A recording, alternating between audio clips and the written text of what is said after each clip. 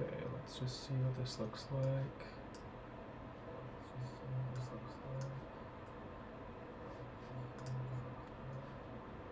Cool. Cool. Okay, so I just did a test and okay. So I just did a test and okay. So I just did no delay. Okay, let's see here. Okay, I'm just starting here, and this is my first stream, and man, beginnings are always interesting. There's probably not really too much context needed, but I'm a thoughtful person, and so I don't know. Disclaimer: I think I'm gonna treat this almost as if I'm filming a YouTube video, but I'm just doing it live, so I'll definitely end up editing these down into YouTube videos and posting them, so this will be kind of like the unfiltered version of it. And of course, anybody joining my live isn't going to see this portion until later, and so I'm probably going to have to get better at I don't know, updating things as we go and interacting with the chat. But I've never streamed before, and I've also never really interacted with Twitch at all, so I don't know the culture or I don't know, things. It took me like 2.5 hours to get set up today. I accidentally made 2 accounts, and I think I used the same email, and so I had to like delete one, and there was all this stuff with the what's it called, authentication system, because I was trying to get it so I could save my VODs, and I literally have been Googling and AI searching like for 3 hours just to try and do the basic things.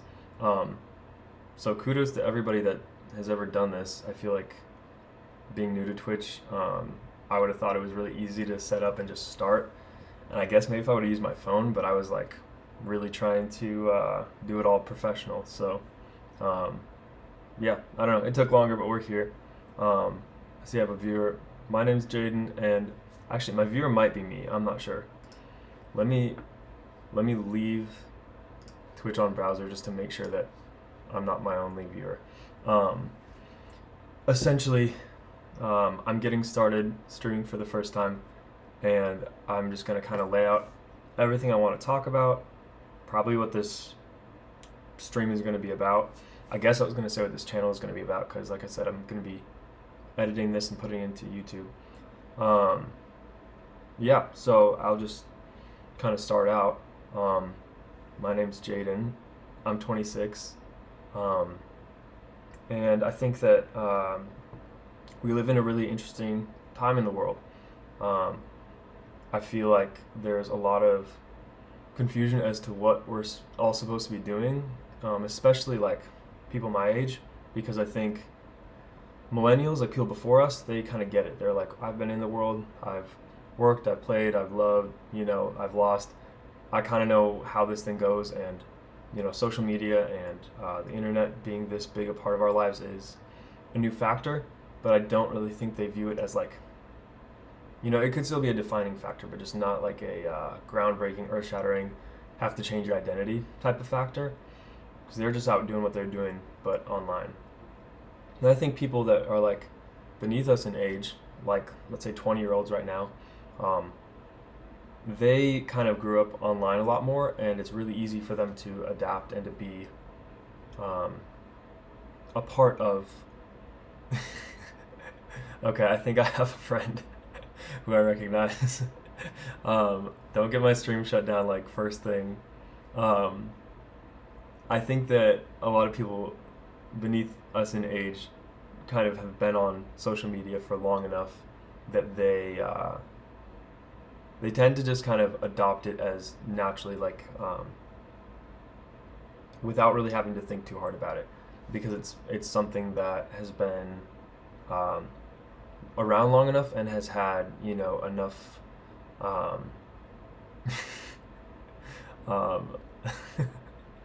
okay, do you have 2 accounts, or is this like a coordinated effort? I guess either way, it's kind of awesome.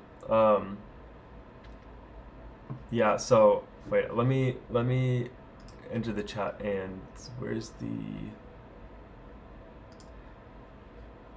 I don't really know if I send messages that just I want to pin something at the top of the chat. Well,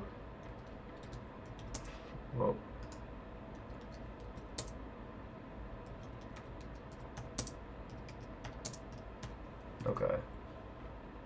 Let me know if this is the correct way to. Oh shit! How does chat work when I'm in OBS? Whatever, I'll figure it out later. Let me see. This is like really basic stuff I should know. Well, first stream it's gonna have some hiccups.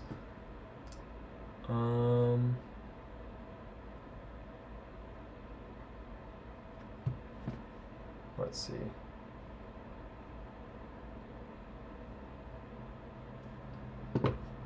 Huh. Should work. Okay. And again, I can obviously talk to chat, so it probably isn't that important to be able to. Huh? Probably isn't that important to be able to text my chat, but I do want to know how to later. Okay, that's dumb. I'm not going to try and do that anymore. Okay. So, yeah, let me get back. I feel like there's this divide between people my age, like 25, 26, 27, you know, immediately before, after that. I'm in the back rooms because that's where I live. I'm a creature of the back rooms, apparently. But yeah, so I feel like what I'm wanting to talk about overall here is that it's really hard to know what is important and what is like necessary while we're all alive right now. And I think that in a sense it's a new problem because people who have been around before us, they kind of had immediate things told to them of this is important, this is what we're all doing, this is what life's about. And then I think that we kind of know enough to know that those things that they've been, I guess, fed and feeding us are wrong, or just probably not something we want to stake our whole lives on. But then we don't quite know enough to like have established a new normal of what we're all here for. And so I think that, okay, I should be happy for this interaction, even if it is just my stupid friends who know I'm a conspiracy theorist. Yeah, I don't know why. I don't know why that picture's on the wall. It's definitely been there a long time. I think it's just never been moved. It's not mine, and yeah, definitely photoshopped. We could talk about that in another stream. Man, you guys are really trying to get me banned. This is like something I would be interested in explaining or diving into, but I don't know if I can do it on my first stream. I think I need to do like 4 or some like solid streams where I don't get strikes or whatever, and then I get to go crazy. But this is definitely going to be, this is going to give me an audience, so that's cool. I guess keep going.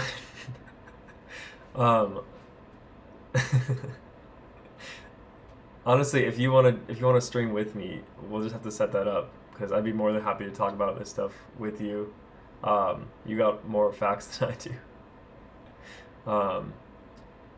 Okay, so back to center, or at least maybe I'll just have fun and then cut the YouTube video around myself not staying on topic. But essentially, I feel like it's really difficult to know what's important, what to do, what we're all here for, and kind of like what to focus on, because everything that I see people my age focusing on feels like it's pretty thin, and I think we all know it's pretty thin.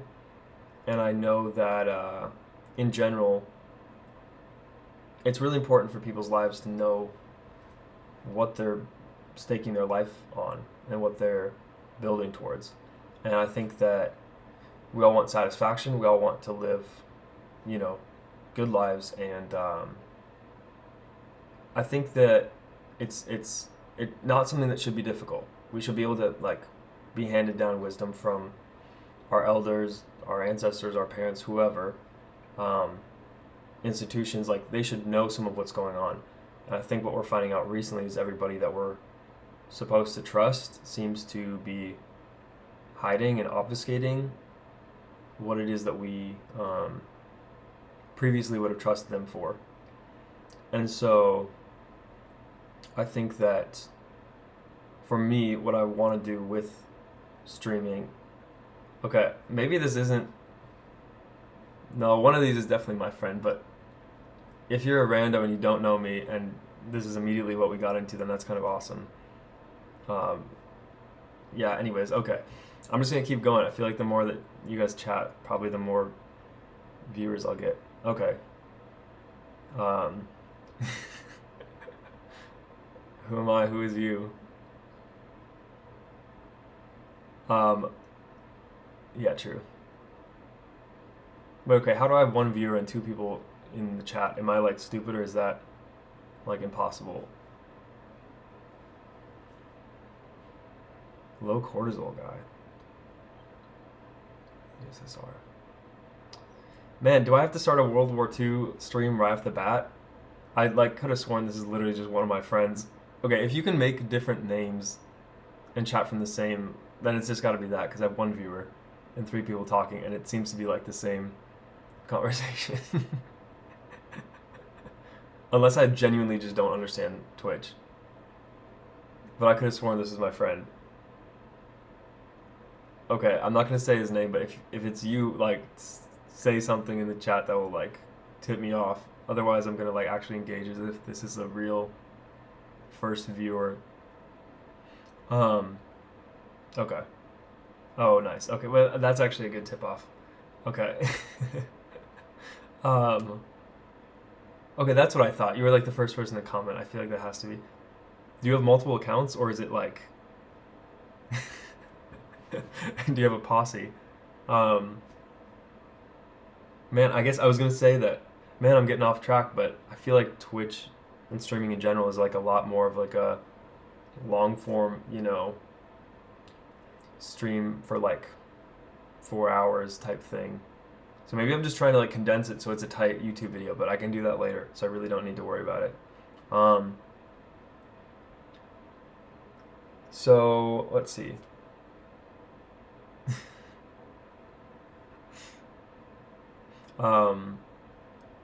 I think that for me, where I want to start this, and this is going to sound like a lofty goal, but this first stream I really want to talk about like base reality and what we're all describing. And kind of, I think that we tend to walk around in life like we all know what's going on, have a pretty good idea. And even if we're like fuzzy on a few things, we still feel like there's like some semblance of reality. And I think that in my experience, the more that I live, the more out of reality most people tend to be. And not to say that I'm the guy with like, all of the, like I'm standing at the top of the hill understanding everything and everyone else around me is dumb. I more just mean that like once I can discern that something is like a trap or a circular way of thinking or kind of a loop, it doesn't appeal to me anymore. And so I think that in general, there's kind of a need to address those things and explain our way through them, and so just so we know what we're actually talking about, and not to just kind of rest on the fact that we have a group consensus, if that makes sense. This says, okay, wait. If you ask good questions, if you're a rando or if you're my friend, I guess I'll start with that.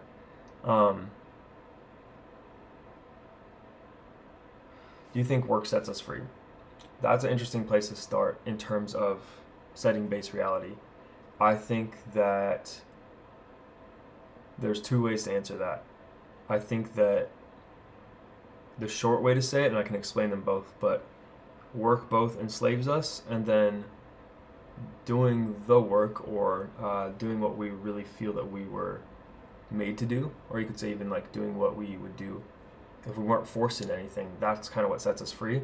And so working on the right things, which I don't like the terms wrong and right, but working on the true things completely sets us free.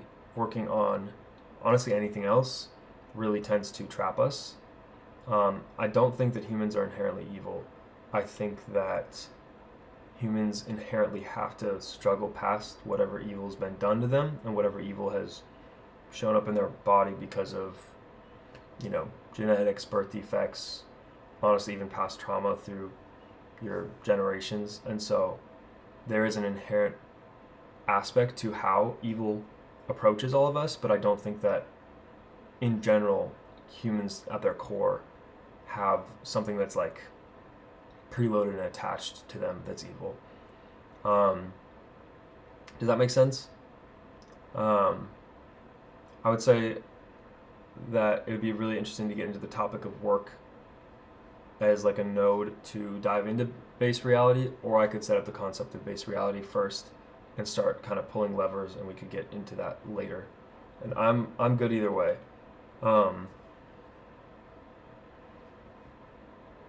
Yeah, let's try and establish base reality, and then we can talk more about how work plays into it. So I think that when people talk about reality, a lot of times you get into quantum mechanics and, everything we can't see but that we're trying to measure, basically. And I think that can pull away from the point, because you can talk about, like, conceptually multiple universes or overlapping timelines and all these really, like, far out and interesting things, but it doesn't really have credence on our own lives day to day unless you actually adopt those ideas in a real way. And I think that there's a way to talk about them which makes them real and actionable, and then there's a way to talk about them which makes them basically like a moot point. Like there's basically no reason to even persist. And so I think that in general, establishing base reality, you have to kind of do it in levels. And so I would say base reality is something that we can interact with. And even if we draw a line of like everything that I can see, grass, air, basically, whatever my initial perception would be going outside, I think every single human has experienced the world in terms of being outside for a day, and we can all see through lines in that. And so we know that there's a sky, and we know that there's land, and we know that there's water, and we know that there's grass and trees, and we know how those things behave. We know that there's other humans, and we know that every other human perceives reality not through the same lens as us, but to the same degree as us. And there's obviously things you can do to heighten your perception of reality in terms of add on to that. And there's also things that you can do to lower your perception of reality or condense your experience. And so that's something, again, we can get into. But I think that in establishing it, I want to be clear that I think that humans are the ultimate viewers of reality.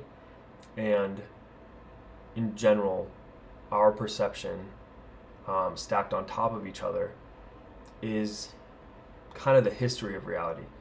And I think history is a really interesting topic. I've always been really fascinated with history, and I actually think that we look at it totally wrong.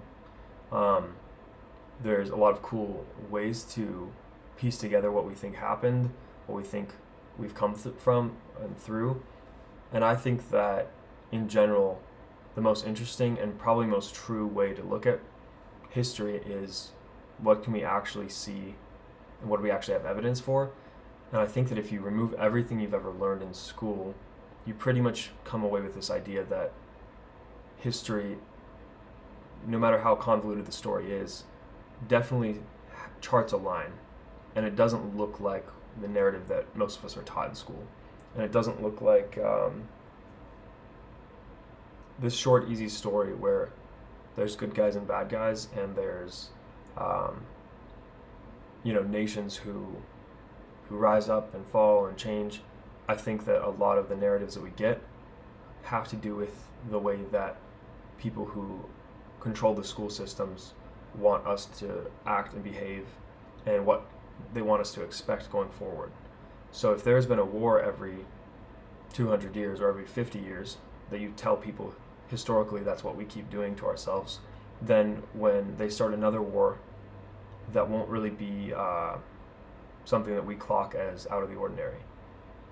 However, if we actually were to learn that for thousands of years there was large periods of peace and that that's possible, then I think we would expect that. And if anybody talked about war, we would write them off, because we would think, why on earth wouldn't you just enter the peacetime? Let's just do what they did.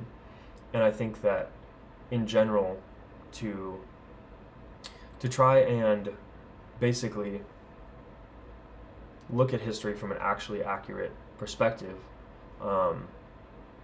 everything that's happened it's left scars, it's left change, it's left on individuals, on territories, on areas.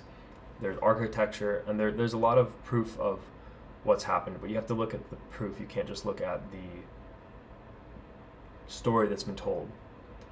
And so I think that the way that this all fits back into base reality is, rather than just taking the world for what it is or what people say it is, their perception on reality and what they want to try and get you to do is going to dictate how you live going forward. And so I think it's really important not to take the past into account, the past that you've been told that you haven't actually experienced in your own life. Don't take that into account and use it as a way to live life going forward, because you're going to be taking it on somebody else's word. You're going to be hoping that that their perspective is correct and that they are the ones who got it right. But nobody is speaking to you from the standpoint of having lived a whole life, standing at the end of it, knowing they're right and saying, this is the way that I would do it. You're looking at somebody who's in the middle of their life, writing about what they think at that time. So in terms of progress, you're asking somebody who hasn't beaten the video game, to tell you how to get all the way through. And so I think that there has to be this sense of humility and sense of shared, kind of a collective leveling of all of us, that we're all on the same playing field, in the sense that everybody who you've ever spoken to is alive and hasn't finished living life yet. And so, yes, there's a difference between being 2 years old and 80, but I think that the difference actually comes in how much you learn and how much you take in. And I think that a 4-year-old who touches things with their own hands and experiences things and learns from their own senses what life is about and their own internal sense, they may have a better view on reality than an 80-year-old who got to a certain point and stopped learning and stopped letting in new ideas, and whose brain plasticity hardened around a few ideas and they just lived those out forever. And I think that, in a way, my goal is to continue learning and experiencing life not from a stuck state, but from an expanded and ever expanding state. And I think if I'm ever not there, there's something wrong. And so, yeah, in terms of establishing base reality, talking about every human being on a level playing field, I think, like I said, there's just some humility in the fact that we're all figuring it out at the same time. And I know that sounds like something a 26-year-old would say who feels like they're just figuring it out. And I know once you get to a certain point in life, you feel like you've had it figured out. But I really think what that is, for the most part, is that people have an experience, and then because they had the experience, that gets kind of locked into their nervous system, and then they expect that experience. And because you expect it, you pull it towards you, or you perceive reality through that lens, and so you keep making it happen to you. And so, in a sense, the fountain of youth, so to speak, is just, if you're able to break that cycle and you're not constantly running the same program, then you basically get to unlock your actual potential, and you get to start living, versus if you just play the same loop, you haven't learned anything. It's like you just get stuck on a level, and then you just decide that whole level is the video game. So I think that, yeah, in general, we all have to have a sense of, I guess, camaraderie, and also a sense of, if it doesn't feel right to me, I'm going to actually check it out with my own senses. And I'm not going to take anybody else's word for it just because they said things are a certain way. And they may believe it to be that way, but again, there's a high likelihood for all of us that we're just believing what we've come to expect. So we're believing what we've lived. We're not necessarily believing what is. And so I'm really interested in what is and what's discernible. Coughing baby or hydrogen bomb. I don't know if that's a reference to something. Who would win? Wait, okay. I think this is a longer comment. I don't really. If it's like a joke or something, I'm not like aware of it. Or is it just like a dumbass question? Sorry, not to be disrespectful. It is a pretty tough match. I'll give you that. Ask me at the end of stream. Maybe I'll have an answer by then. We gotta establish base reality. Not those questions are harder. Leave those for the big dogs. Ask Jordan Peterson. I bet he'd have like a really long answer. Okay, so what I think of when I think about every human being on the same level in terms of the inherent ability to perceive reality and then act based on that perception is that I've adopted this mindset, which is to believe everyone, which sounds interesting, but when it comes to, it sounds like it's probably wrong. Like, it sounds stupid. But when you think about history, the people who left behind carvings, etchings, paintings, buildings, everybody did so based on their experience, based off of what they thought truth was. And everybody living around you in life right now is living based off of what they believe truth to be. And so, in a sense, all of their perception and what they decide to put their action into is equally valuable, and in a sense, the more that you see stacked on top of each other, I believe there's a strong case to be made that is more valuable because more people got on board with it. So you think about square buildings. We have a lot of square buildings in wreckage and ruins. We have a lot of square buildings nowadays. Something about that shape worked to the point where most of humanity would recognize that as a dwelling or as something made by human hands that's good. And so there may be other flying contraptions or something that were tested and people tried to make that got them nowhere, and so that idea was abandoned. And so the more of an idea you see, I think you see the more potential truth it holds. And so in some sense, I think that when we look at reality and we look at history, we have to see what the most amount of people described as being true and then find through lines. And so I think it's very true that most humans want to have a religion because a religion is something that you can rest on, that you can ease into, and that you can basically take off your reality perceiving glasses and you can just set them down and take on somebody else's. And they can give you the right tools basically to win or lose at that game. But essentially you're agreeing to play their game. And so they have to basically convince you to play their game with them.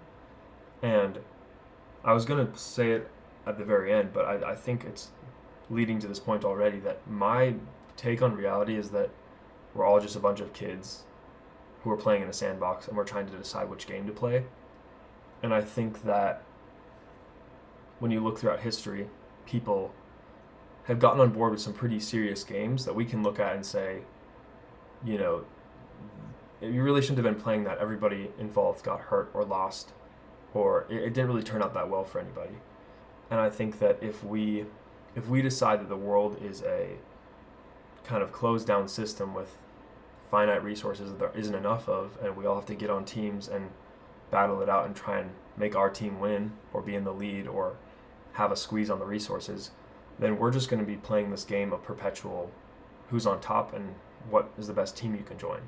And I think that in general, if we all viewed the world as there's plenty of resources out there for everybody and there's a way for everybody on earth to stay alive and live a good, happy life, we could just make our reality about making sure that's true and finding every case where it's not true and getting everybody to the same point. And so with that idea of believing everyone, that's how I look at history. And then I just see what lines up. And the same with religion. I think that, I mean, if you study Hinduism or Buddhism or Christianity, pretty much anything, the longer that people are a part of it, they write down more things and they add in their takes on it. But if you study any one of them really deeply and then you switch to another one, you'll find they're just describing the same thing but with different words. And I think a lot of people get really offended by that because they believe that it's really important that they defend their ideas because they've built their life on it. Like I said, they've chosen that as their game to play.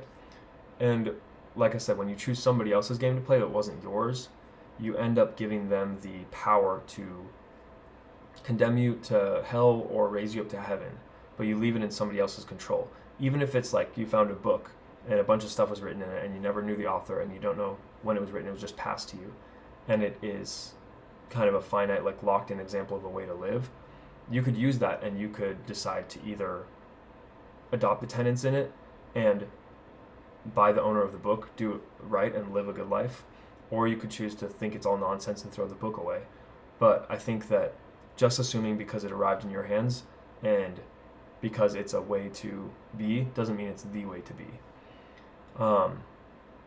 And so I think that for me, base reality and finding out how to live, it's kind of the same thing because you are testing and trying on different identities and different ways to live, and you're finding what ends up being the most true. And I just really have something against being stuck and being in untruth, and I think that we all innately have something to, we have the ability to discern. We have the ability, I don't know if you would call it our sixth sense, but or your heart chakra or whatever, but there is the more you tap into it, the more that there is an ability to not just discern right from wrong, but discern the way you should go. Like, we really have a sense of what is supposed to happen. And it's almost like we're all time travelers and we would just like tap into the most inner sense of us. And that sounds strange, but I think that when you get a sense of, let's say, deja vu, or like you've been somewhere before, you just have this good feeling that something's right or a person's right or you should be there doing that. It's this sense of like almost being pulled towards the next moment, which I think feels great because even if it can help you get over extreme fear or, you know, shame or just whatever pattern that you're locked into, that feeling, if you follow it, it's like a way out of that pattern. And I think that in general, we should be listening to those internal senses and living according to them.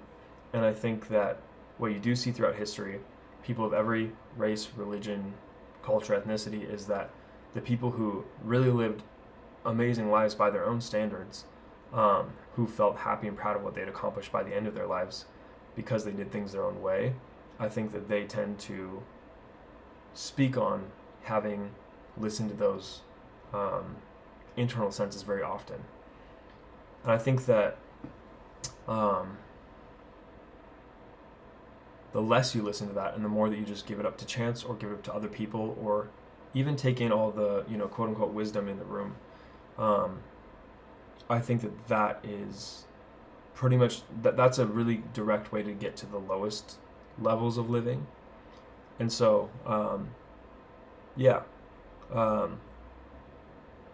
let me recollect my thoughts for a second. Think about the direction I want to go in. So I was thinking about this 2 nights ago. The concept is belief. Like, do you believe? And I had a friend who asked me if I was a believer. And I'll do a longer video on this later, or stream, talking about why I'm no longer a Christian. And I think a lot of times it's like, church hurt, or you didn't read it right, or I know people, you know, they gave God a bad rap. And I think that people kind of misunderstand me when I say that. It's not that I'm no longer a Christian because I think that God doesn't exist or isn't real or the Bible's fake or any of that. I think I was a Christian long enough and I was devoted enough and I studied it enough and read the Bible over and over again. And I guess I feel like I discovered what it was talking about and I almost got through Christianity and to God, if that makes sense. And so I'm not leaving it in terms of stepping away and going back out of it, but I'm leaving the humdrum of a bunch of people who believe they know it's true because they picked up a book from somebody else, and then they're all just fighting over the correct way to read the book. And I think the book speaks to something that, like I said, other religions do, and we're all talking about the same thing.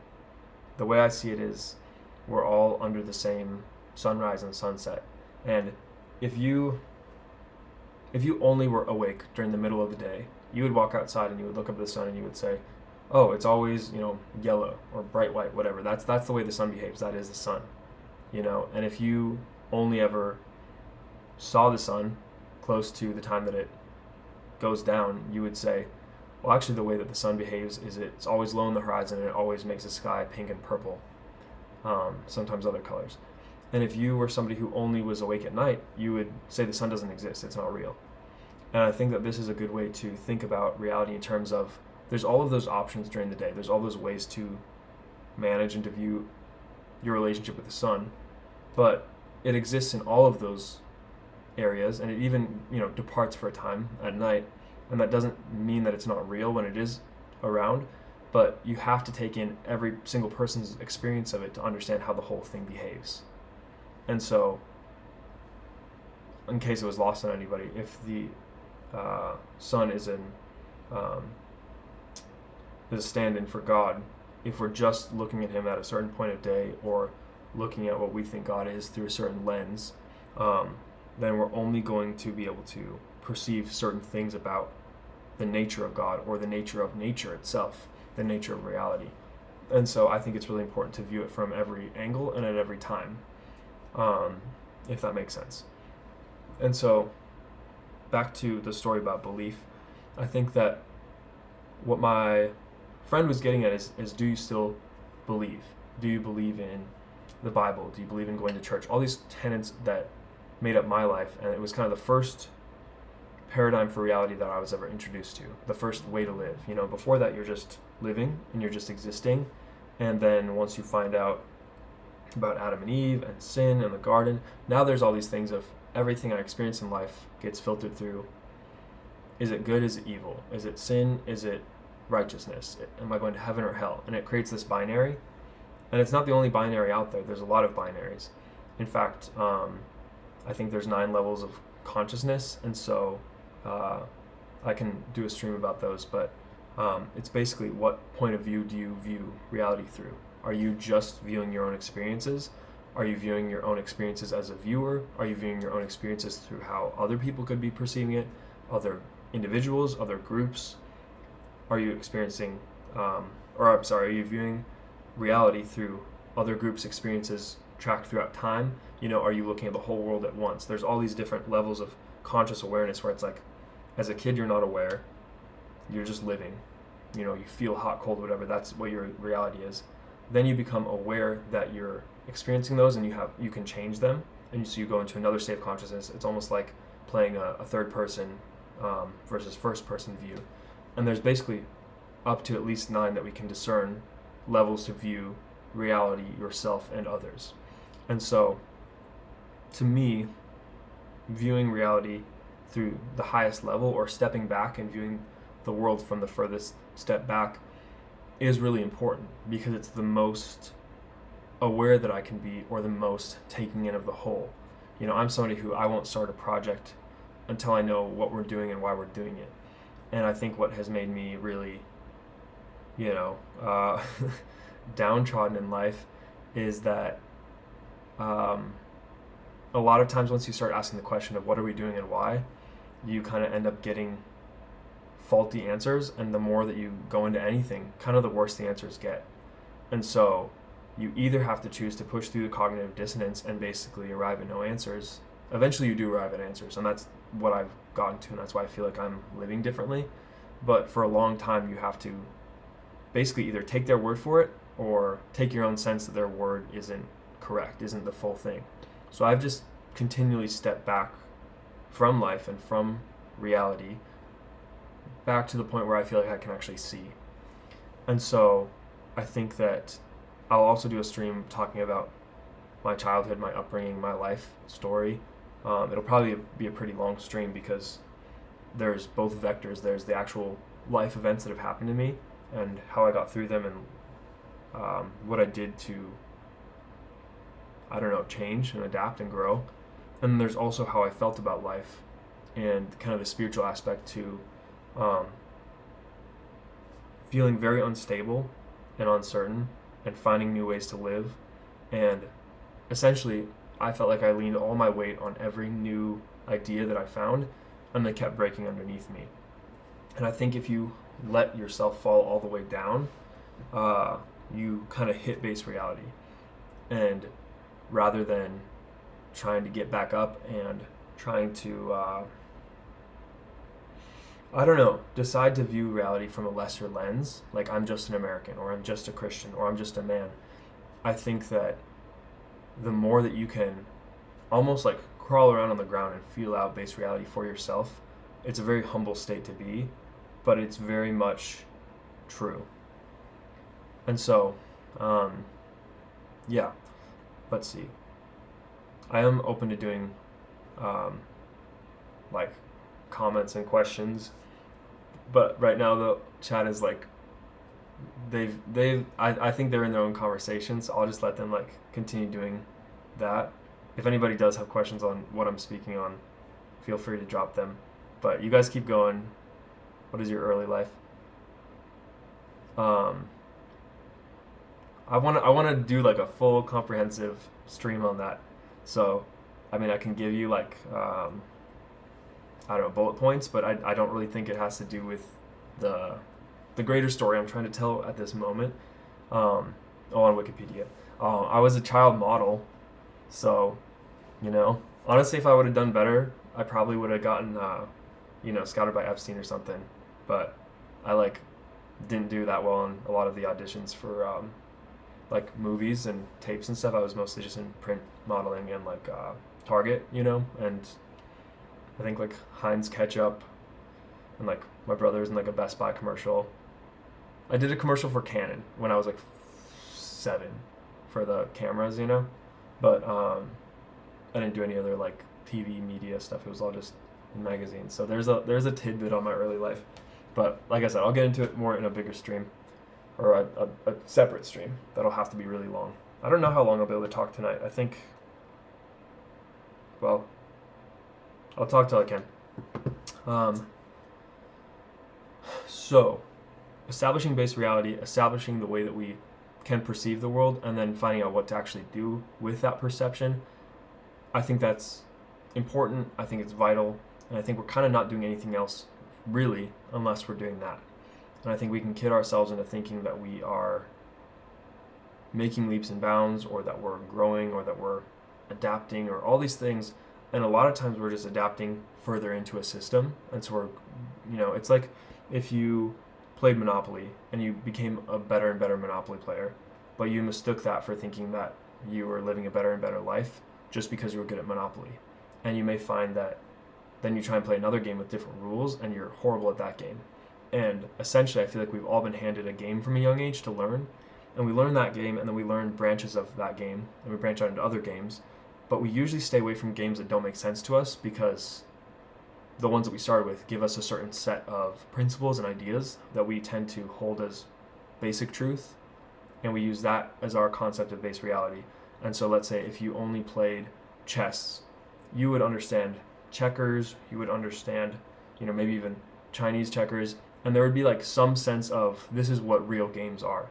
And then if you saw somebody ever show up with a card game that had nothing to do with a board, you may be really confused, and you may think that that's not an actual game, and that they're lying or untrue, or that they're just making something up. And I think that's how different religions view each other. And I'm over here trying to view every religion at the same time and being like, you guys are all describing the same thing from different angles, and you're all fighting about the different descriptions. And for the most part, I think we could all just be humans, and that we could all get to a level of understanding where essentially there's not a need for war or divides or binaries. And that sounds kind of like, I don't know, loose and like philosophical and stuff. Like, there's no need for binaries and all this stuff, but it's more like there's not a need to constrain yourself to the lowest level of ideals. It's kind of crazy that we as a species came to a moment where we can converse from such a distance. And for the most part, we won't meet again. Even though we got committed, we totally could. If we got committed, we totally could. That's true. I have some friends in Germany, some friends in the UK. I've got friends all around the US, and I've actually met them online, have gone and met up with them. Like when I went to Paris for the first time, I'm from Minnesota here. I was with a friend who was from California, and I had like two of my friends fly from the UK just to see me, and one of my friends took a really long train over from Germany just to hang out with me for a weekend. And I was like, whoa, these are all, online friends. Obviously they're real people, but I don't know, I felt so much love, just the fact that people gathered and congregated and got together. We got this one guy from the Maldives. Where are you from? Pillow Foe. I think I've been seeing a lot of Poland in the chat. I don't know if that's where people are actually from, or if it's just like a good topic of conversation. Okay, got you. Actually, I almost did some work with this Polish photographer, but I think she was trying to swindle me out of money, and so I pulled the plug early. I like the photo and video world because I love creativity. I love weird people that really really want to make things, and there's a lot of good things, but then there's also this total side where it's like, how do you think you can just get away with shit and not be like an actual, I don't know, upstanding person? I guess I think there's just a lot of gray area. Oh, nice. Yeah, okay, so I'd love to go back to Europe. I'm mostly Norwegian by ancestry, so I think it'd be cool to go to Norway. Yeah. Okay, let's get back to establishing base reality, talking about consciousness, talking about perception, and talking about what it is that not what we all should work towards, because I don't really like to use the word should. I want to more think of a concept of what would actually be work, what would actually be progress. If you zoom back to look at all of time and all of humanity and all of existence and all of the earth, what would you see as the people who actually started at a point and got to a better point versus just existing? And I think that what you would find is that the people with the most impact were the people with the most, almost of love and truth as concepts could be the same thing, where you're equally loving and truthful, because you can do things that seem loving, like let's say Mother Teresa, but I think we just found out she was in the Epstein files or potentially linked, and maybe that's complete BS, I don't know, but the point is that you can appear loving and appear to be a good person, especially even throughout history. You can appear to be a good leader, and if that's not the truth, then your actions just appeared nice, versus you can be somebody who has a level of truth in terms of you have an idea or an ideal that's true, but you can hold to it so strong that you will lie, cheat, and kill for it. Mossad's a good example. And I think that you need to have both love and truth as this perfect X that marks a spot of that's actually where you want to be at. And so you are acting out of love, you're doing actions that are loving, but the truth is underneath them, and you're not faking it and you're not doing it performatively. And I think that, the most popular person throughout history, Jesus, it's a really good example of living a life that's equally dedicated to love and truth.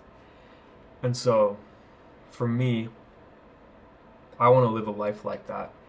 And I think that most people would say, okay, cool, then just go follow Jesus, follow God. And again, I'll get mostly into this on a stream I do about why I'm no longer a part of Christianity. But I think it's a lot easier to say than to actually do, because when you follow Jesus, that's one thing. But when you follow what most Christians' ideas of Jesus are and what most of them think the example of Christianity is, first of all, they can't agree. And second, it's not actually what Jesus spoke of. And so I'll just leave it at that. But I'm a follower of what Christ taught and what he was actually trying to get across to people, not what people make conjecture on and what they're all fighting about. And so, yeah, like I said, I'll explain a lot of that. I think it'll be clear, and I'm not even trying to be like coy or dance around the subject or be all mysterious. I think I just have so much to say on it that if I got into it now, that would be the whole stream. So essentially, you can tell base reality from what you can interact with, and actually only that. And I think that's what's really scary, is because people don't want to be their own perceiver. They want to outsource perception to something or someone else. They want to be able to say, I don't have to, view it from my own experience. I view it from this other person's, or from this book, or from this religion, or from this philosophy, or whatever. And I get to rest on that idea and then live my whole life according to that. And I think that, again, it comes down to making converts looks like describing a portion of the way that God works, or a portion of the way that the universe exists, or you're like, this experience in life, I came to my lowest point, and what it taught me was X. And you may be describing something very real and a very core tenet or aspect of God or the universe or fate or the way that you believe life to work. But I think a lot of times we mistake our own perceived, we mistake the arc that our lives make for the entire thing. And I think that, if you really feel like you trusted what the Christians call God for life, and then your little sister died unexpectedly, and you completely trusted God that nothing like that would ever happen, and the only justification you have as a younger kid is somebody tells you the Lord gives and the Lord takes away, then your perception of God is that he is a killer, somebody who at whim just decides to delete people or add people, and there's nothing really that you can do. And you maybe live your whole life focused on religion, trying to not be somebody who gets slain by God. And you may think that you have reality as a whole figured out based off of that premise. And first off, you may not have reality at all. It may not have been God who killed her. There may not be external forces that give and take life. But because you felt it so deeply and it appeared so real to you at the time, you end up agreeing with that statement and building your whole life based off of it. And like I said, I'm just not interested in leaning on things that are untruths. And so if you just throw your full weight behind anything, all of the false things are going to break and disintegrate, and all the real things are going to populate, and they're going to make connections, and they're going to connect to other things that other people have described as real. And so I think you can find the full history and story of humanity and idea of what's true if you look at every religion, every people group, and if you essentially believe all people, but then you also have scrutiny on it, that you have to be willing to perceive each thing equally and then find what lines up, so not all trees have the exact same size and shape and height. And if you were to describe any one tree as all trees, to me in Minnesota, maybe evergreens are the only tree that exists. And I say they're tall and they're triangular and they're, they have pine cones and their leaves go down and they fall like little needles and they're green throughout the whole year. And if you live near a bonsai tree, you're going to have a very different definition of what a tree is. But if you compare all trees as a category to all rocks and all waterfalls, the trees are definitely trees and the rocks are definitely rocks and the waterfalls are waterfalls. And so, again, you have to kind of take a step out of what you think a tree should be and hear what everything else is in order to categorize something as a tree. And in a way, I think that it's not laziness. People are like, oh, they're just, humans are too lazy nowadays. They ask ChatGPT everything and they, try and discern truth from social media posts, and they don't even read and they don't even study. And I don't think that humans are lazy. I think that humans have a threshold for how much they can overcome and how much they can perceive, and honestly how much they can take at any one given time. And I think that in terms of allowing allowing that perception to stay pure, in terms of allowing like to step into your actual reality with your feelings and your thoughts, all of it at once, it requires a lot of effort. It's much easier to just lean on something that's not true because you wish it to be true, because you hope it's true, because you want it to be true. And it's a lot easier to live a life of faith or of belief than a life of dedication to finding out and to knowing. And it's not that knowledge is at the top of all things, it's that once you know, you don't have to believe. So I heard it put this way, that nobody ever has had faith in karate. You don't have to really hope that it exists and build yourself up to that point where you can finally put your faith and your hope and your trust in karate. It actively exists. You can go experience it, and it's not something you have to just be in the dark in, or be in the dark about your whole life. I think God is much the same way, and I think that religion's the same way, history's the same way. Every single thing you're able to interact with, and I think that for some reason we have this idea or this notion that we, without inspecting something, can just dictate what it is without picking it up. And I think that's getting worse now in time, because now we see so many images and understand so many ideas and ideals. We're as a group all figuring it out, what other religions and economies and cultures are all around the world, and we're able to branch what between all those remains as true, across all of those, I should say.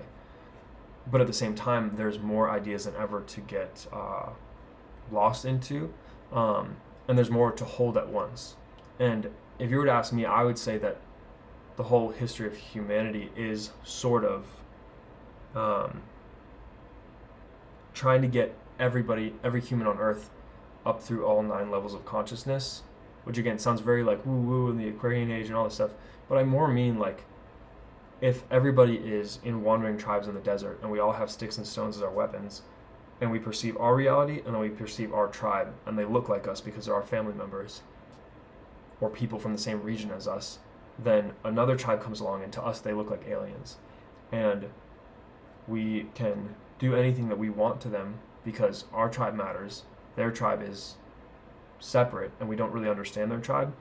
And then you step back one step further and there's 3 of our tribes and we all look different, but maybe we have the same skin color. And so then we see a tribe of a different skin color and then we're like, oh no, they're the aliens. All of us, even though we look a little bit different, we're the same and they're the different ones. And the 9 levels of consciousness is just taking the awareness that if you kept stepping back, everybody looks the same. And if you kept understanding from every point of view, you would find that every person is understandable. Every person has a reason for being the way that they are. And every instinct, every culture, every religion, every way of being or belief is founded on something. And again, I think that as a whole, as humanity, we are given the opportunity to perceive more people at once than ever before. At a different time. Thanks for the hydration reminder. Okay, Islam is the best religion right now. Come on, challenge my point. I'll do this, and I might have to get on or off afterward. I'll let you guys have fun in the comments, but I'm not a coward. So, do we want to do my take on Islam, or just purely is it the best religion? Because in terms of religions, I think all religion is false and lacking, but I think that, so you have to look at what is best. Is best the most effective, or is best the closest to actual base reality? Because I think that in terms of actual base reality, Islam is extremely far away because they're only really perceiving things at a very low level. And that sounds like an IQ thing, and it's not. I more mean that the And I want to be objective and say I have not ever practiced the Muslim faith. I've not ever even gone to a country where it's primarily practiced. I especially haven't read the Quran, but my interaction with it has been that I've watched a couple of sermons, I guess you could call it, and it's very, very closed off to certain ideas and very, very uplifting of others. And so it appears to me like a binary where things get sorted into good and evil. And as Christians, you may say there's good things and there's evil things, or good people and evil people, but you still have to love everyone. What I've heard from at least the majority of the sects of Islam that are speaking online, tell me if I'm wrong about this, but they tend to say what's good is really good and what's bad is really bad. And if I don't think something's good, if I think it's bad, I can kill that person over it, or I can want to eradicate it or speak out so that it doesn't exist. And that sounds to me like kids on a playground who are like, my favorite color is red, and if anybody's favorite color is blue, you're out of the club. And it's just not a very it's not about it being inclusive or about it being modern or current. Those things don't ultimately matter. It's not a very true way to look at life. It's not the way that life populates and appears, and it's not true across experience. It's a very specific way to look at it. I have not been reading any of the chats. Let's see. It's Ramadan. Allah get angry. I think Allah is always angry. Who do you worship? So the concept of worship is another one I want to do a video on because it's very interesting. Let's see. I'm just going to read all the way through these.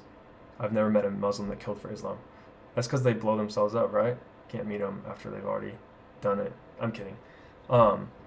So I don't worship. It's going to sound bad.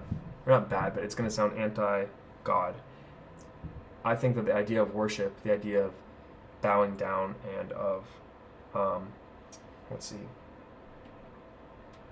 the idea of prostrating yourself before anything, we think it's prostrating yourself or bowing down to a person, or even if you say God, the best person that ever lived.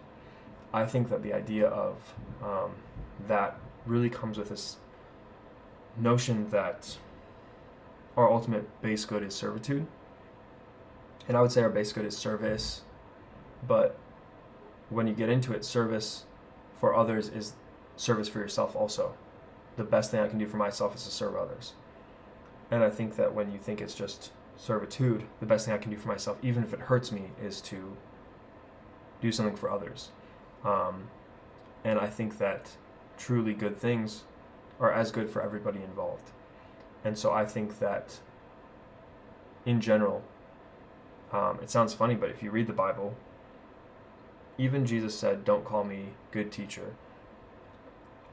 I don't think that God wants to be worshipped, which sounds wild.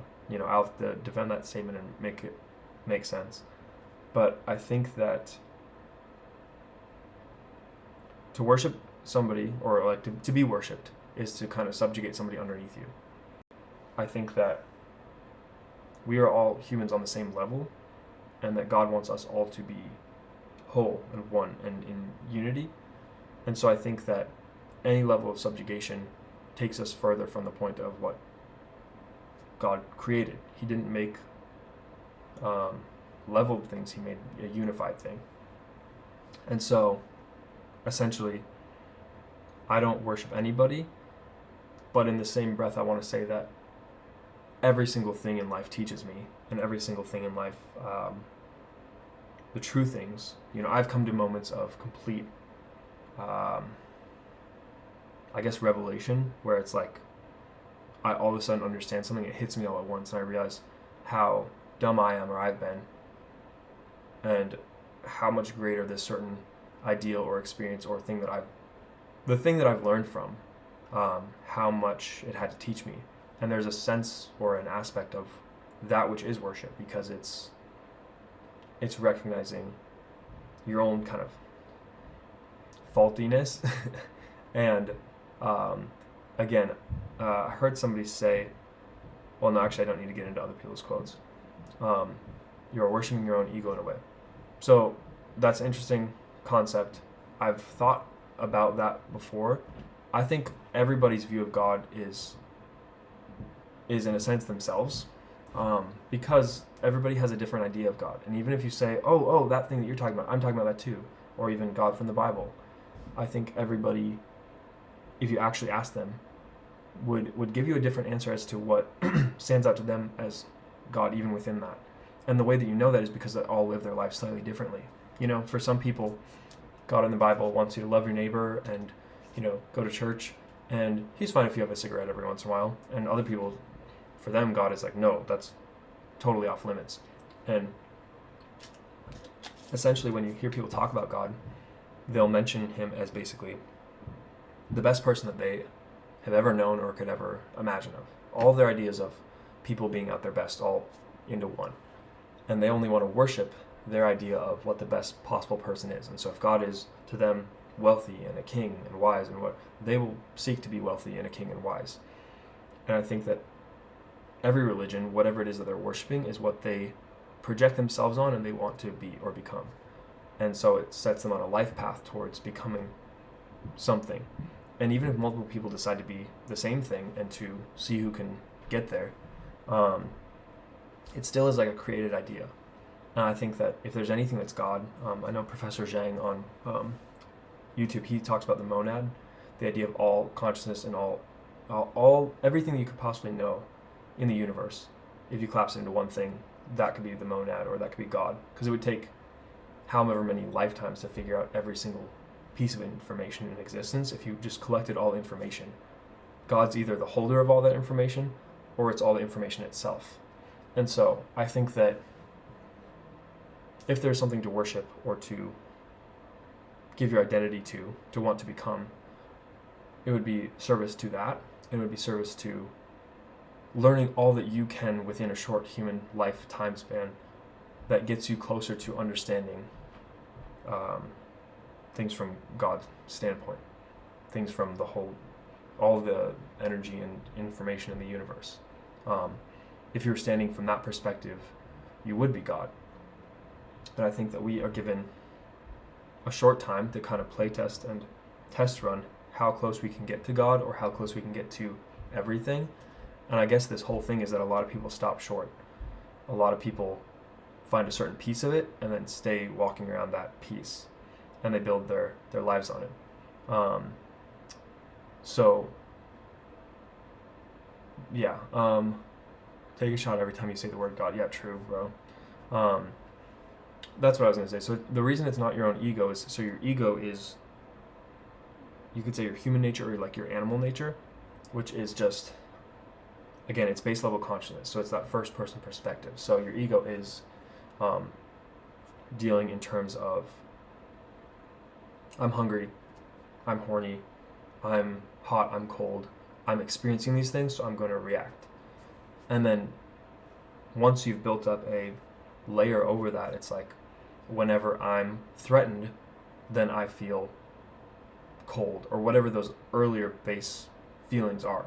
So you're actually responding all the way back to childhood, to abandonment, loss, suffering, whatever it is. But it might just be somebody at your job who asks you a question that makes it seem like they think you don't do your job well, and because you think that doing your job well is something that justifies you being at the company, and if you're not at the company, you can't afford your bills, and if you can't afford your bills, you can't be a good husband, and if you're not a good husband, then you feel like you're not a good Christian, and if you're not a good Christian, then you don't deserve to exist. That whole thing is just built on somebody being like, they're asking a question, and you think it's them putting a slight towards you that you're not good at your job, and you may be good at your job. But you see how your ego will take all of that, you can go down all the layers just off of a question that you may be perceiving wrong. And to be ego-less is to not really have that whole thing built up, to accept who you are and what you are, regardless of what other people think and regardless of what can be taken away from you. So I'm somebody who a lot has been taken from me in life. I've given up a lot in life, and sometimes I've given it up as a test to see if I still am who I am, and if I still can exist without the ego to hold me up. And I think that I'm kind of doing the opposite of worshiping my ego. That's the thing that I want to. People talk about, incorporating your shadow, or doing away with your ego, or in the Bible, there's this idea of the flesh, which people misunderstand. They think of it as your physical body, your form, and it's true in the sense that, like I said, if you're hungry, if you're tired, if you're cold, whatever, if you give into those things at all times, eventually you're going to have a desire that goes against love, and you need to be able to choose love instead of that desire. Because if I go to sleep and abandon my son and he's hungry and he dies because of it, then that's on me. And so my ego can't ever get to a point where it rules my entire life, because then I'm going to be driven around and my life will become whatever it is because of my base urges. That being said, the flesh is not your physical body. When people talk about disciplining the flesh, it's not that. The flesh is every part of you that's not spirit. So basically everything about you that you think needs to be there that doesn't. Everything once you, okay, when we die, we know something happens where our body's here for sure, but the thing that animates our body is not. We know we have a spirit or a life essence or some force in us that exists beyond us and doesn't need our body to exist. And I believe we know that we are pre-existent, because if you were to ask anybody who they were before they were born, you'd be somebody in the womb. And if you were to ask who were you before that, there's not a moment of creation that any of us can perceive, and I don't think there's a moment of death that any of us can perceive. I think that we really deeply know that we are pre-existent, even though everything in this reality seems like maybe we're not. And there's that fear that we're not, and that when we die we actually just evaporate and nothing comes of us. But the way that you can feel somebody after they've passed, even if it's in a memory or in a song, it's proof of our continued existence. And so that thing that continues to exist, I would call spirit, and everything that you add onto it, to your perception of reality, that you think, yes, I'm spirit, but I'm also Jaden, a man, 6 feet tall, living in Minnesota, whatever these things are. I think that anything you rest your identity in, that's just built off of one of those factors, that's your ego, or that's your flesh, or that's it's just not as true or real, because all those things can change. I can be a scrawny kid, and then I can become a video editor and sit at my desk every day and get fat, and then I can not want to feel fat and go work out a bunch and completely change my structure. So that's malleable. That's not something I ever want to be like in my perception, thinking I'm Jaden, I'm fat, or I'm Jaden, I'm strong, I'm skinny, I'm whatever, because anything I put on myself is subject to change and can change, so it's not the truest version of me. Why aren't my walls so bare? Honestly, it's just because we moved around a bunch of stuff and I haven't put up any posters or things. I kind of like it. It's nice for thinking to just not have that many things enter your mind. It's kind of zen. Eventually I'd love to build a house or find an old one and redo it. But I'd love to have limestone walls or just some natural material that has variance. So even if it's old, and like I said, parts of it are crumbling or cracked, or part of it's the paint's chipped away, I would love to see variation and variance, the same way you see things in nature, but not have it be my controlled variance. I want it to be something where it's natural and it's not in my control, and I get to just look at it and take it in as an empty canvas. Let's see. Okay, I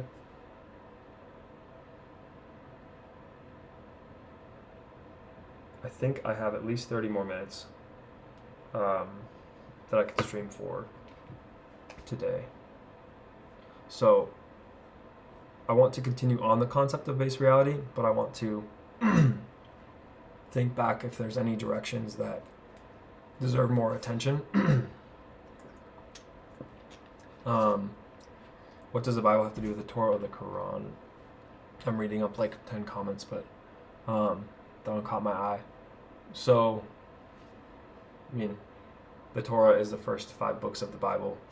The Bible, as we know it today, is 66 books, but we know that there's additional books. I think the Catholic Bible has 68, and as far as I know on my radar, there's at least 72, some people say 77 books, and they just decide to leave some out, and other translations have them. I don't know. The Bible is a strange book. I should do a stream on that when I talk about Christianity, but it's strange in the sense that it is a complete picture, or I should say it's like it's written at different times by different authors, but it does create this grid, and it interweaves with itself. But I think just because it interweaves doesn't mean it like caps itself off. And I think that it may extend, like I said, to those other books, maybe even to other things that we haven't read yet, but it is kind of interesting to ask yourself if a book can be finished if it wasn't written by any one author, and if it wasn't written at any one time or even in any one location. What's to say that people, modern pastors who are writing things about their experience with God, is that not also like, the gospel of, take your pick, John Hagee or whatever. Why isn't the Bible just, Jesus and then every saint or person who was trying to follow him afterwards, their interpretation or their story about him? So I don't know where you cap it off. I don't really understand why people would think like something objective like the Council of Nicaea or King James of England, why they're like spiritually in charge to just say, this is what God is and what he said, and everything that we need to know about life is in here, and this, just this and nothing else. I think that's kind of silly. Do you think we could if you can do it, I'm all ears. Actually talking this much is like interesting. I'm gonna have to like probably stream either early in the day or just not talk, because my throat's like crazy right now. I'm also talking kind of low, like register. I think I do that when I get more analytical. But it's funny. I'm a singer, so I should be more good to my voice. I'll have to take some throat coat before bed.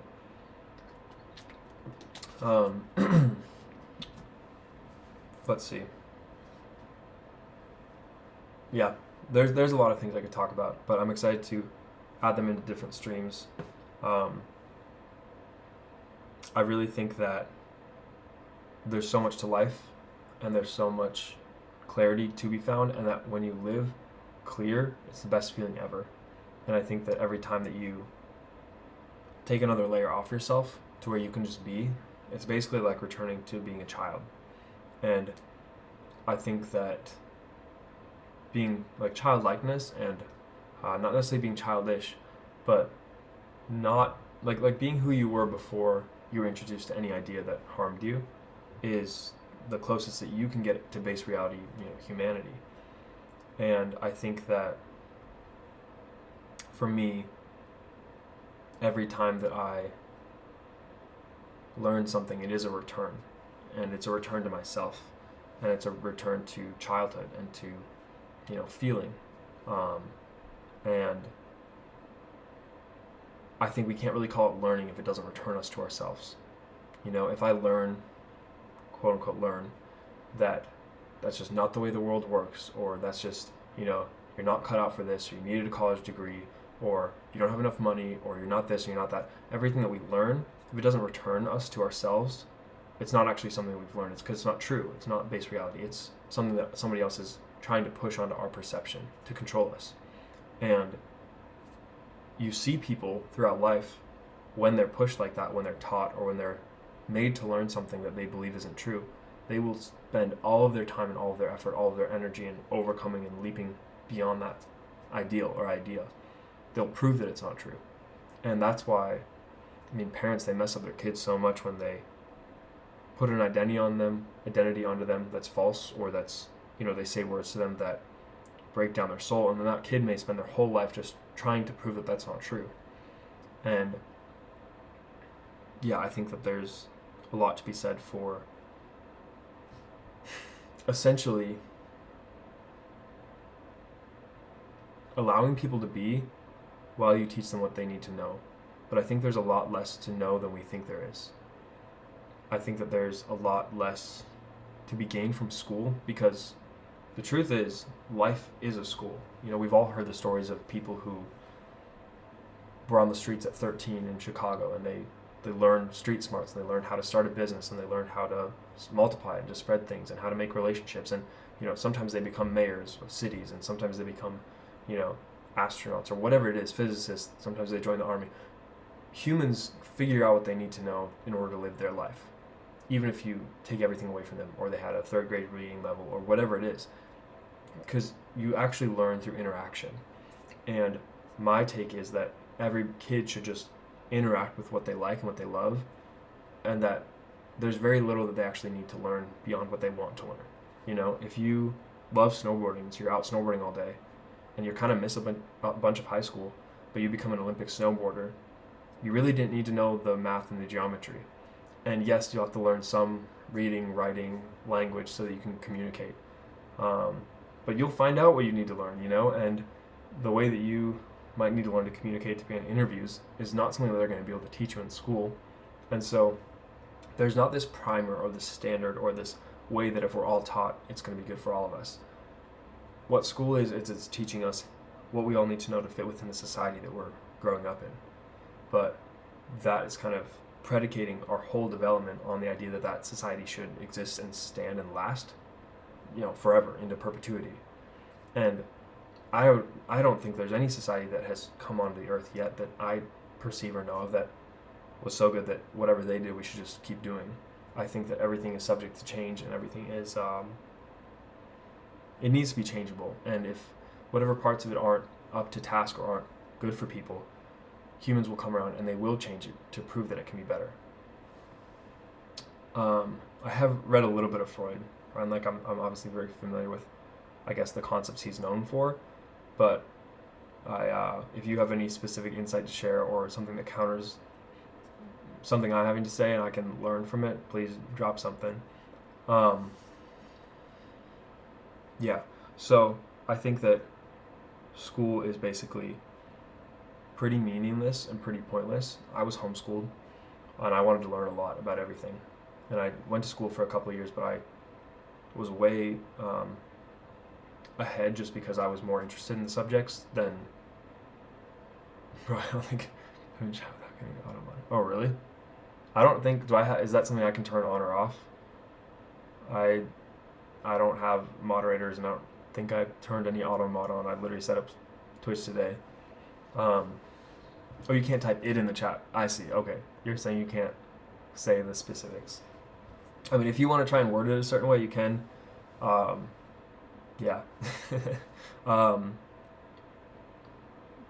Yeah, that was my bad for not reading it right. Yeah, essentially, and it's not that I was going to say it's not that I have anything against school. I actually do have a lot against school. I think that it's one of the most destructive patterns that we keep in society, and it makes sense that we want, we learned something we feel like was good for our life, so we want other people to learn it. But I think that, again, if you're not learning from base reality, you're kind of like I've had to unlearn so many things. Like we were talking about, like the moon landing being fake, or everything we learned about Jeffrey Epstein, or 9/11, or whatever. All these things, I've had to unlearn more than learn, or almost everything I learned at school. If history, what we're told is history, isn't true. If science isn't really the main picture of what science actually could be. If I'm trying to think of subjects that basically perfectly display all the things we have to unlearn, but essentially what you learn in school is what knowledge, once you have it, you'll be controllable.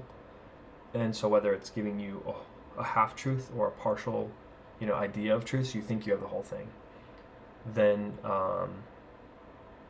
you're going to end there and you're not going to further inspect it. And then college is really bad because then you kind of are like, no, I want to actually inspect this idea. And the deeper you get into it, you don't get into the idea, you get into it as a way to make money. And so you get into it in terms of what is statusable, or what is, going to stay with the current system of people that make money doing this, not what is actually true. And so like scientists, researchers, whatever, if at the time everybody's saying cigarettes are great, you just have to have a doctor recommend them or verify them or whatever, you go to college and you learn how to be a researcher, and you research in the direction that everybody else has been researching to keep that system going, versus being an outside researcher who can actually see what's going on and be like, whoa, whoa, whoa. There aren't, even if there's bad cigarettes and worse ones, and then these ones are kind of okay, it would be this way. All cigarettes as a whole are bad compared to not smoking them. And you need to like be able to look at all of life through that, like, wait. Are we just like nickel and diming things, or is the whole thing something we can do away with? Instead of being locked into our identity and our pattern of schooling, and then what extra school we can have to make money at that thing. Okay. Cultural studies will do it. Bro, cigarettes are good. A good cigarette is good. I have this like funny thing about me. I think I maybe smoke a pack of cigarettes a year. I smoked for the first time in Paris because I've never been a smoker, but my friend was like, dude, you haven't had a cigarette? Like, we're in Paris, you have to try it. It's like, the thing. It was literally raining in Paris and we were leaving this like sushi place. And so I smoked a cigarette and I was like, yeah. And because I had bought that pack, came home with me, and I think I just kind of held on to it for fun. And like every once in a while I'd be like, you know what, I'm just gonna have one of those. And it's like, it didn't do anything for me really. And so, yeah, from random things, whether I bought them for somebody else or for a film or something like that, I've ended up with about a pack of cigarettes a year. And, like, I don't know. It doesn't do it for me. I don't know. I don't think I could get addicted if I tried. I like, cigars are nice, but even then it's like, I don't know. You don't want to just smoke them every day or even every week or month. I don't know. It gives a way to get out and do breathing exercise. True. Breathing exercises are really good. I need to get better at that. I think it would really help me regulate my system to like have a consistent breathing exercise to come back to if I'm out of whack. My wife does breathing exercises and is very like zen when she does them. Okay. So let's see. I'm just gonna see schedule wise how much longer, and then I'll pick a topic to kind of finish things out on. Okay, looks like it's at least still another half hour longer. Okay, so I sort of touched on belief, and I kind of want to circle back there because, like I said, if you believe something, then you don't know that it's true. If you know something, you don't have to believe it because it's just self-revealing as truth. And I think that everything in life is self-revealing. And what is actually out there, what is actually true, what is evident, self-evident, will continually, it will retain, it will uphold its own value. So you can look at it from every side and it will keep being what it is. And so I'm kind of obsessed with looking at things from multiple sides and finding out, wait, is it saying it's this one thing, but it's something else over here? If the back is all hollow, is it actually, is it actually what it claims to be? I think those rocks that they use, like the fake rocks to cover like electrical boxes, you look at it from every side and you're like, yep, it's a rock. But if you looked at it from underneath, or if you try to pick it up, if you actually interacted with it, you'd find out it's not a rock.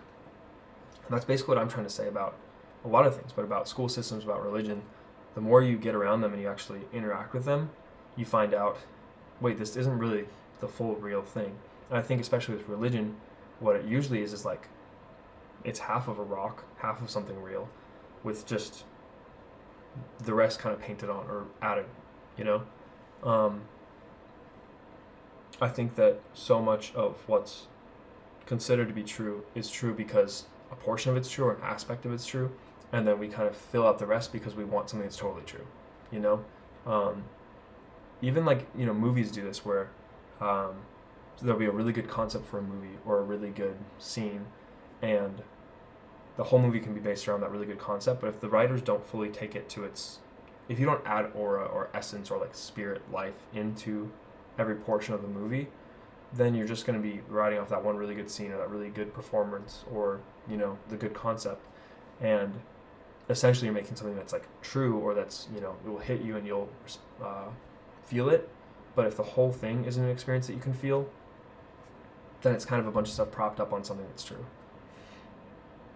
Alright, it's 8 a.m. I'm going to go to sleep. Have a good day. Dude, sleeping at 8 a.m. as a start, that sounds rough. Have some good sleep. Yeah, and so, yeah, you have a good day too. yeah, I'm really, really, really wanting to inspect everything with my actual hands. That's why I talk about like base reality being something only you can perceive, because even if all these other people say that's a rock over there, if you actually ask them, most of them will be like, "Oh no, I didn't go touch it. I just heard from him it's a rock," and it'll just kind of go back and back and back, where you essentially are just on faith of somebody else or somebody in a different time, um, or even like you're looking at it and there's a sticky note on it saying this is a rock. Is that proof? Is that enough to know? Is that evidence that it's a rock? And I guess what I'm trying to say, and again, like I'll make a longer stream on this, but with Christianity is I not only have walked over to it, I've like kicked it, I've picked it up, I've looked all around it, and what I found is it's true. And then there's a bunch of stuff that's not true on top of it. And the amount that it's true, once you get to the core of it, it's not true in an exclusionary sense. So it's not true in a sense of the part of it that's true excludes everything else from being true. The part of Christianity that's true is also referenced by Buddhism, is also referenced by astronomy or astrology, depending on how you want to look at it.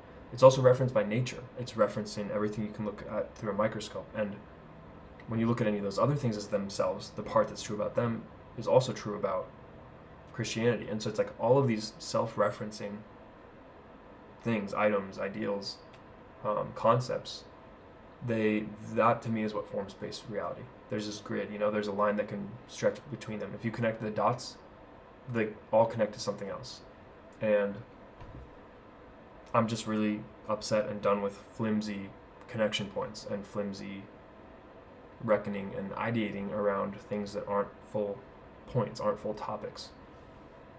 And we go to war, we end and build relationships, we teach our kids based off of flimsy points. We pay our taxes, we go to our job, we go to school, we try and get good grades, we do all these things that prop up a system that, right now we're at the point we're at. Maybe it wasn't true 50 years ago, but America feels like a piece of paper that's propped up by a fork. It's like, it's clearly not this big grand thing. It's like barely hanging on to the mask. And I think as these masks come down, it's important to realize and to understand what is still true about things and about them, and what we saw in it. What the most interesting question to ask yourself is, what did I perceive about America that I wanted to be true? Why did I buy into it? And for most people, they would say freedom. And I think most of us are living in this reality where we know that America isn't free or freedom giving. And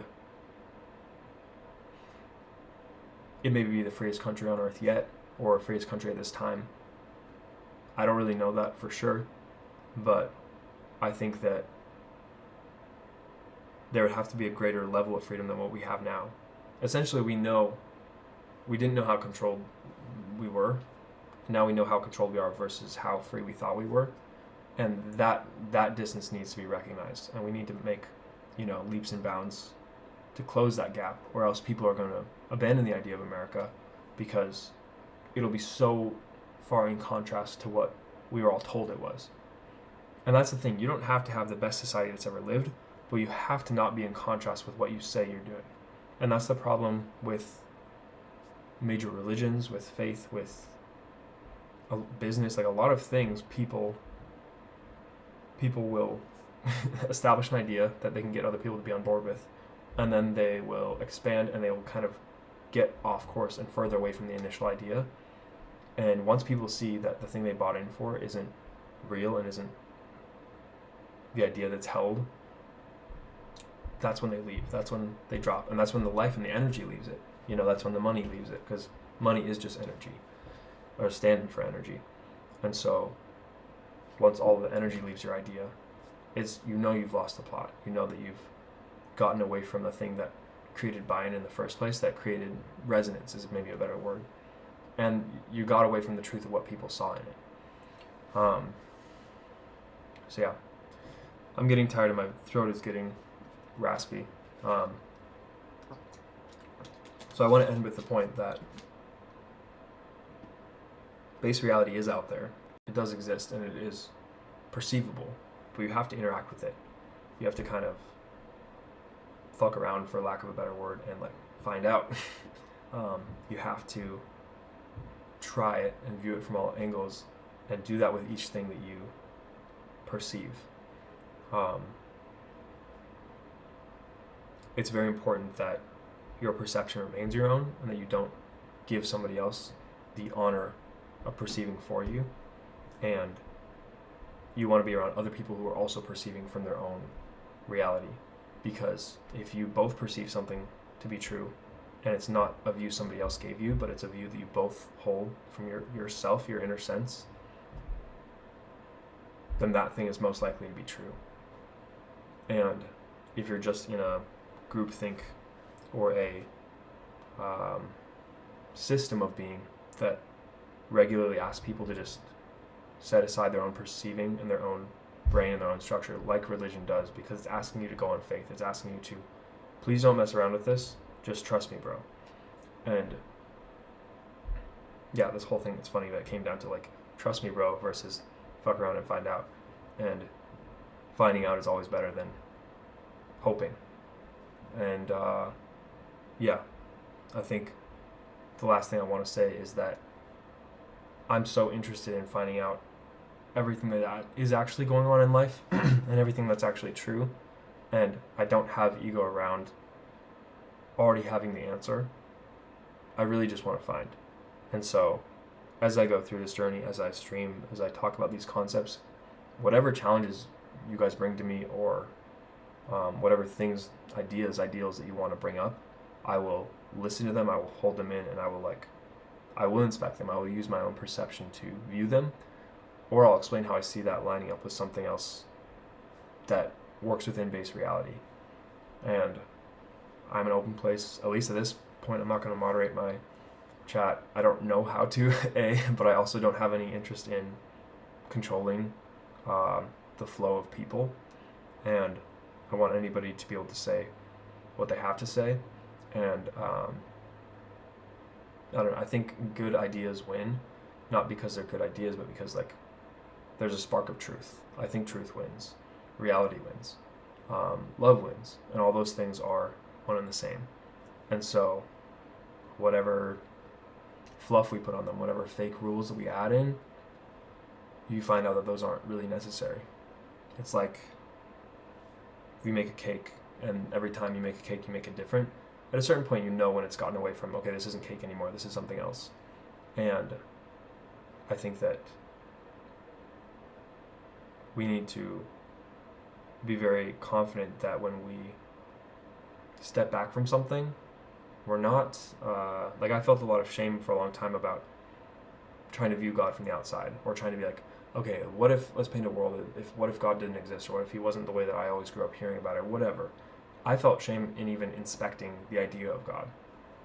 Whereas true God, somebody who is ultimate reality, who is ultimate presence, who is all the knowledge in the universe, would be like, of course you have to get to know me, of course you have to understand and inspect everything that I am. I'm huge, I'm vast, I'm all the information ever in the universe. That's going to take a lot of finding out, and a lot of prodding around, and a lot of engagement. And so I don't know why we call these things holy, and we object to engaging with them, when engagement is the best process to finding out, to knowledge, to understanding, to, I would call that wisdom. I would call having a good grasp and firm grip on base reality wisdom, not making a lot of money, or having everyone think you're right, or, being propped up for a while. A lot of people who have been called wise in one generation were fools in the next. And so I think that verse in the Bible about gaining the whole world and losing your soul may very much have to do with that. You can, while you're alive even, in your group of people, and for what everyone else there is accepting and perceiving, you can be king of the world, you can be on top of it. But a generation later, somebody's going to tear down your statue, somebody's going to, piss on your grave, somebody's going to, the ideas are going to change away. Whatever was false about your cake is going to get stripped away. And if there isn't enough there in the center for people to still gravitate towards and to hold on to, in a way that's you being judged, you know?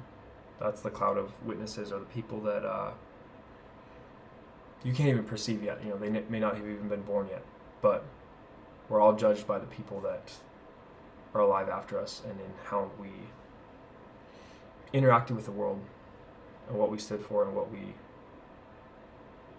the conclusions that we came to. And so I just don't want people to come to conclusions before they've hit base reality. I don't want them to stop short and to put trust and belief into things that don't verify when you check them out. So yeah, I'll leave you with that. I hope everybody that is on stream with me, has been on, commented, or that is going to watch this later, has a good night, and thinks about these concepts deeply, and again is willing to challenge me, and even, I guess, like I'm saying, like my recommendation for all of this is also a recommendation to me. Like, challenge me, interact with me, test me, and if I said something that, you know, that I can't back up, or that's not true, or that is just the best that I know, I want to know the best that there is. And so if there's a better way to think about something, please bring it to me. Please test my ideas. Please show them to be true or untrue, because we'll build that lattice of base reality together. So yeah, reality is a project that we're all working on and feeding into, and that we all are capable of perceiving and sitting in and living from. And that's how you truly make progress in life. So yeah, with all that, I'm going to end stream.